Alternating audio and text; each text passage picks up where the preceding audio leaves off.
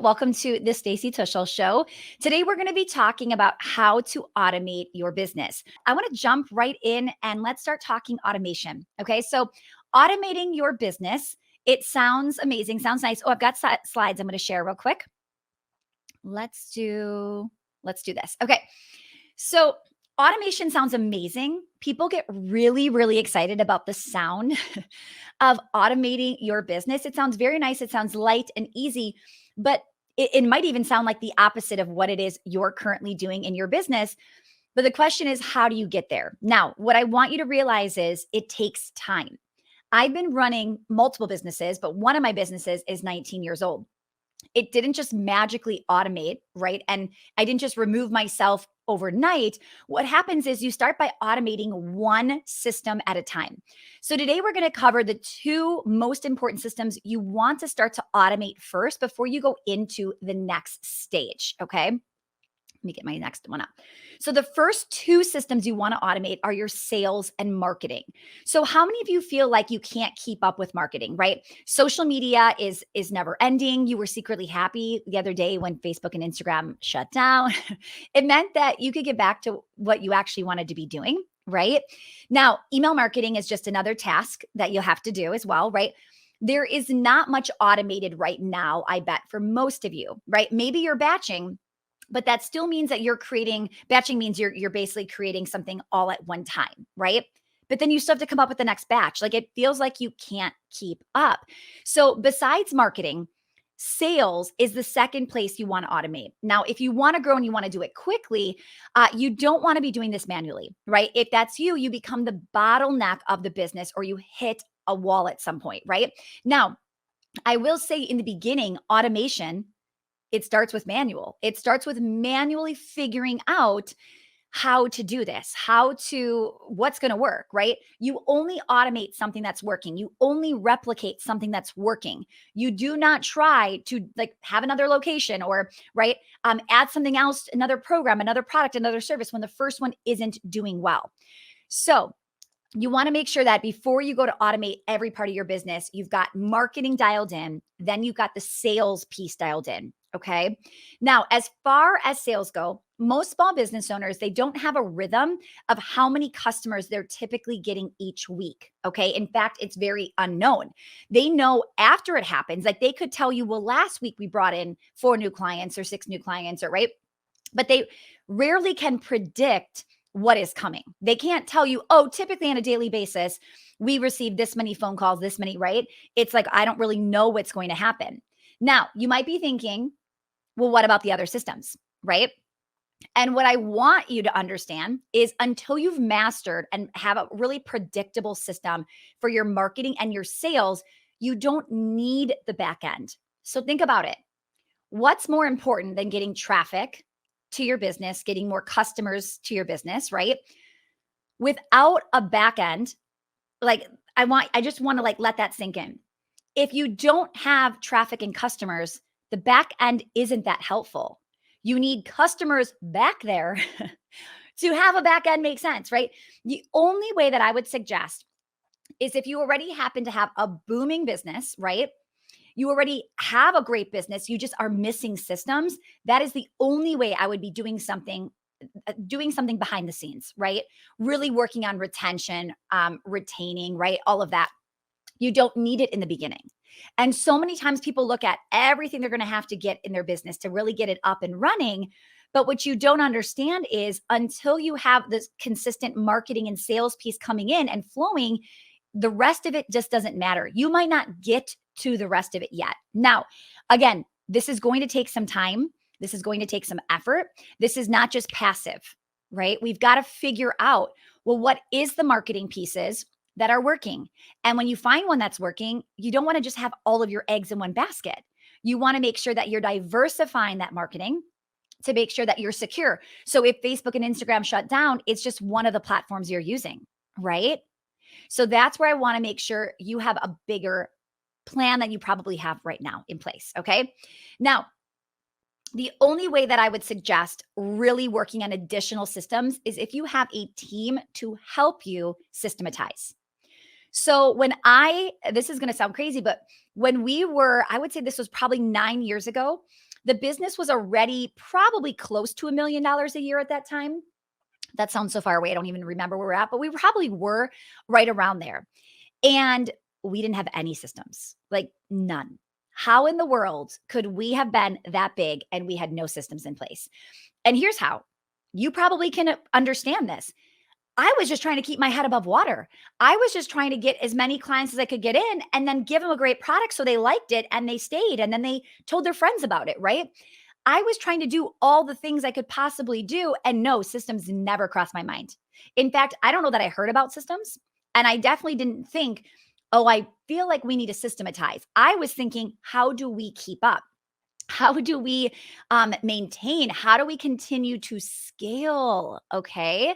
So that's what I want you thinking about. Now, if you are at a place where you actually have a great business, you're maybe in the six-figure range, multiple six figures, maybe even at seven figures, and you have not put systems in place, this is where, yes, you will want to systematize the entire business.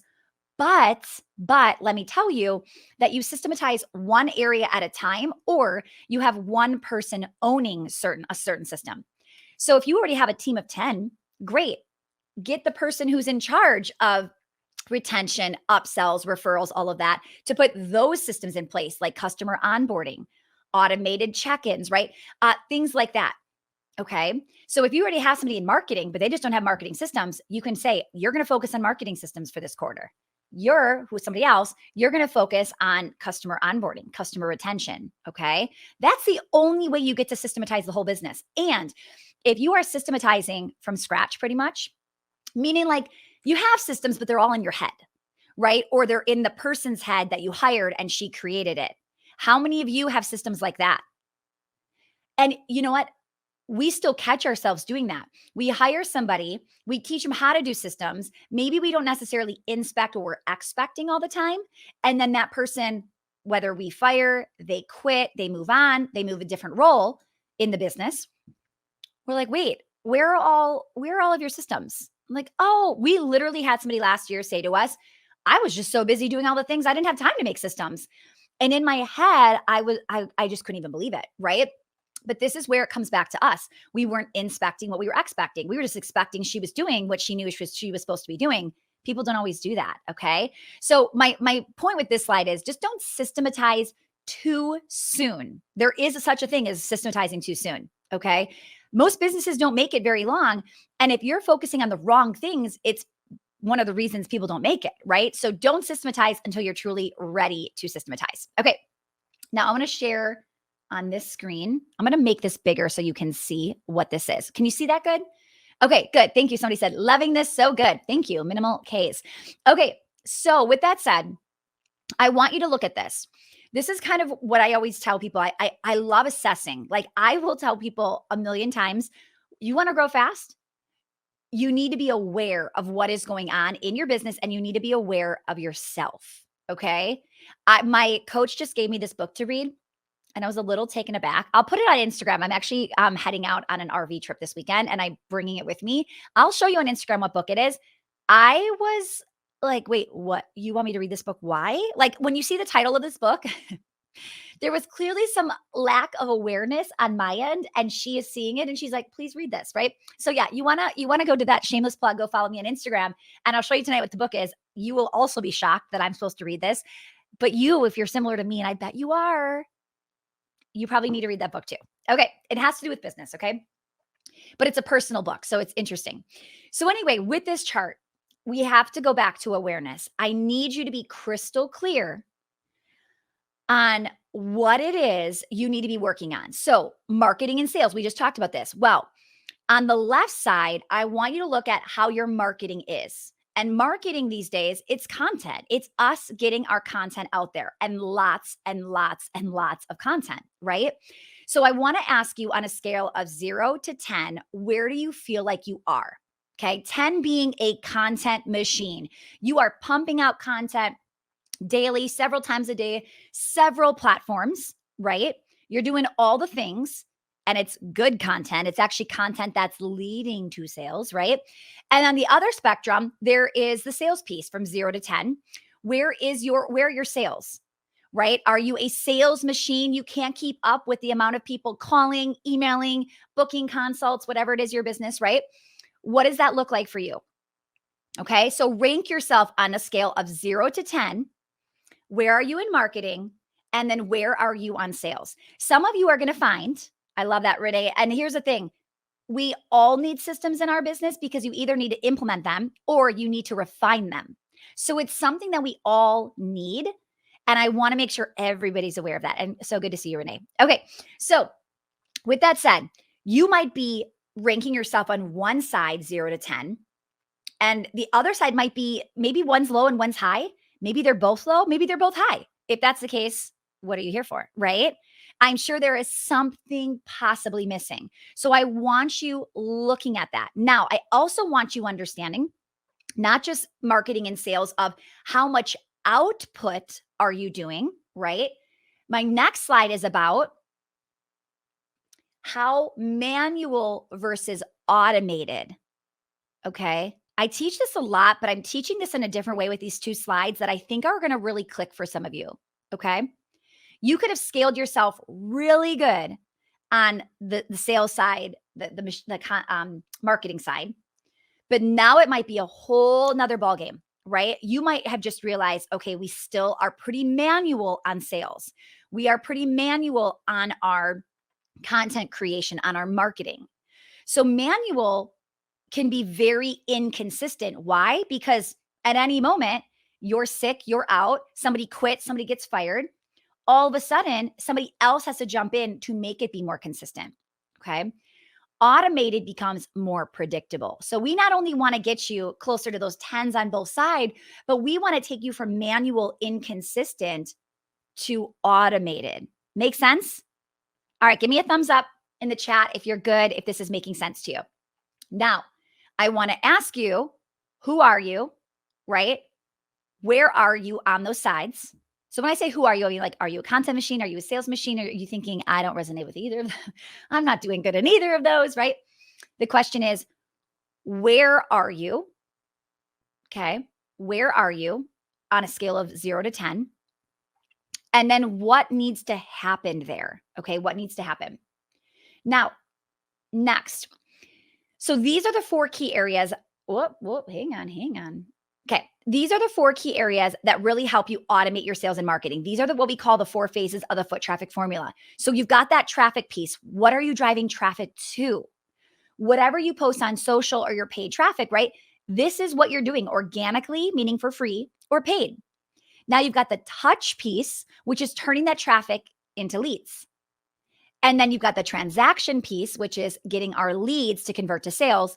And then the tracking is our secret sauce where you track each of these 3 to multiply. You're tracking your traffic, you're tracking your touch, you're tracking your transaction. Now, I'm going to share with you 2 mistakes that you might be making. Number 1, the question is, what are you missing? Or maybe you don't have one of those pieces, or maybe you have them, but they're not flowing together. Maybe your content doesn't really sell your stuff. Like you posted about lunch today, but there's not really a reason that you posted about lunch, and you're not really into food and nutrition, and it doesn't really make sense for what you're doing, but you keep doing it because you're watching other people do it, right? So this is where you have to ask yourself, how strategic is my content? Okay. How strategic is my content? And this is literally the reason I wrote this. There are holes in your strategy is because we were on one of our mastermind calls last week, and somebody said, I've realized my business is Swiss cheese. Like I realized that I have holes in my strategy. Okay. Now I realized that we have holes in our strategy. And even though we have a very successful business, I have 2 totally different 7-figure businesses, one brick and mortar, one online. There are holes all over the place. And I think it's just because, in total transparency, as you grow, something else, it becomes broken that you didn't know how to do before. It was never a problem before. And then you have to fix it. I think there's always going to be holes. And I think the best thing you can do is try to plug those and fill those. And as you continue to do well and scale, more are going to magically appear. All right. And we've got to get good at figuring that out. Okay. So that's number 1. Mistake number 2. This is another big one. When I talk manual versus automated, most people assume that manual is bad and that I'm saying don't be manual. No. I'm not saying manual is bad and automate is good. Okay. But what they don't get is that you automate what was working manually.